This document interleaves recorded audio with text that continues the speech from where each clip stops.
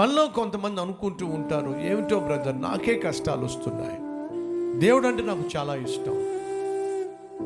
అంతేకాదు దేవునికి నేనంటే కూడా చాలా ఇష్టం. దేవుడు నన్ను అంతగా ప్రేమిస్తుంటే నాకెందుకు ఈ కష్టాలు?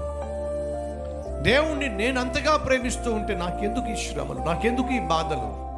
నామకార్థంగా జీవించే క్రైస్తవుడికి ఏమీ కావటంలా. నా ఆఫీస్లో వాడు ఉన్నాడు, వాడికి ఏ నష్టం లేదు, ఏ కష్టం లేదు, వాడి ఉద్యోగం పదిలంగా ఉంది, వాడికి ప్రమోషన్ వచ్చింది, వాడికి పదవోన్నతం జరిగింది. కానీ నా జీవితంలో నాకున్నటువంటి ఉన్న ఉద్యోగం కాస్త పోయింది, ఎందుకని నాకే కష్టం అనే ప్రశ్న సహజంగా నువ్వు వేయొచ్చు. కానీ బైబిల్లో దానికి జవాబు ఉంది. నీతిమంతునికి కలుగు ఆపదలు అనేకం.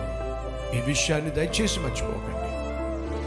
నా దేవుడు నేను పట్టించుకుంటాడు. నువ్వు చేయాల్సిందేంటో తెలుసా? నన్ను పట్టుకో ప్రభువా అని నా ప్రభువుకు ప్రార్థన చేస్తే ఆ దేవుడు నిన్ను పట్టుకోవడానికి సిద్ధంగా ఉన్నాడు, నిన్ను పట్టించుకోవడానికి.